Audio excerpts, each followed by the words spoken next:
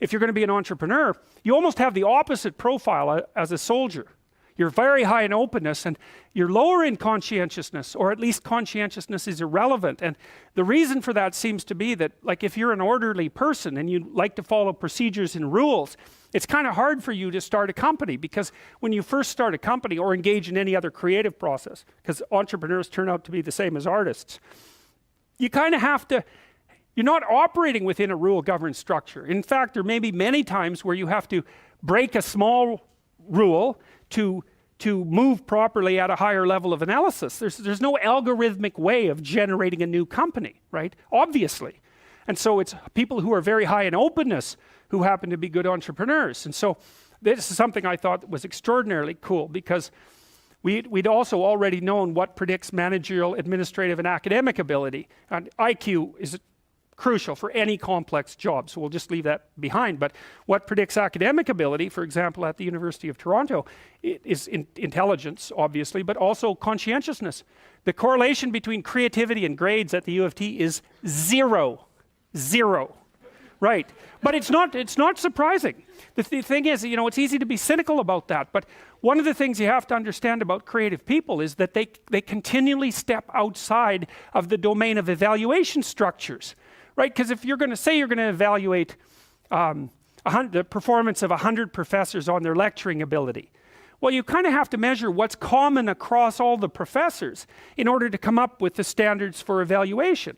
Well, that means you're not going to be able to use that structure to evaluate a particularly creative professor, because he or she is going to do something in a way that's so different that it won't show up on the evaluation measure.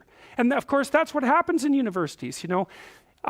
Somebody sent me, a couple of days ago, somebody sent me an essay that they had written for their master's thesis that was wildly creative, and they were basically told to leave the program and that they couldn't continue. Not in a mean way. What happened was that what they were thinking was so outside of the conventions in the discipline is that no one had any idea what to do with the essay. So and that's really the lot of creative people, right? They're always stepping outside of evaluation structures. And so it's not that surprising that the relationship between creativity and grades at the U of T is zero. We found out as well, by looking at graduate student performance across multiple institutions, that there was a negative correlation between creativity and graduate school performance. It wasn't even zero, it was worse than negative. Being creative was negative. And you think, well, that could make you cynical as well, but you can't be cynical in that way, because one of the things that happens in science is that science tends to progress incrementally rather than in great leaps. Now and then someone comes along who blows the structure out of a science and advances it ridiculously, like Einstein. But like, most people aren't Einstein, and maybe thank God for that. Most of the time, you're in a discipline, you understand the discipline, and then once you've developed understanding of the discipline, you know what the next micro question is that should be answered. And part of the reason that science is so powerful is because it allows people who aren't genius level creatives to make real advances in the generation of knowledge, one tiny micro step at a time. It doesn't matter if there's 100,000 people doing it and each of them is making a micro step, man. We're zipping along as fast as we possibly want to zip along.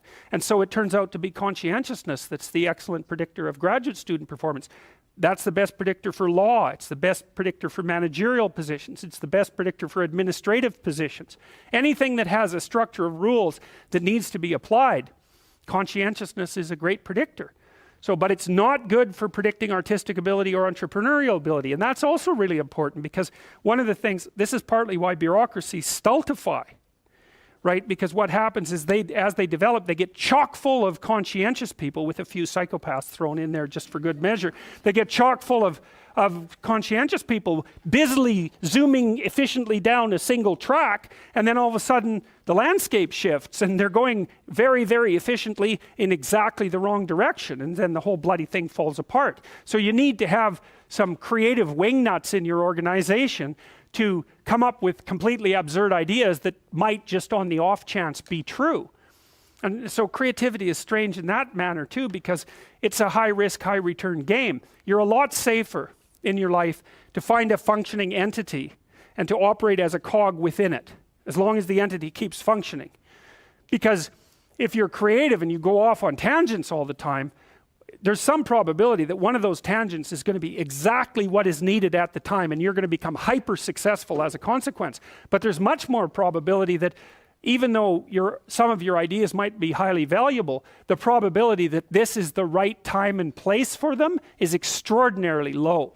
So to produce a successful creative product, for example, in the marketplace, you need a ridiculous combination of creativity so that you keep generating ideas, and then a network around you of people who have skills that you don't, and then the production of a product, let's say, whatever that happens to be, that's actually in demand by the marketplace at exactly that moment, and that someone else hasn't already done better. So the sensible thing to tell anybody who wants to be creative is, that's stupid.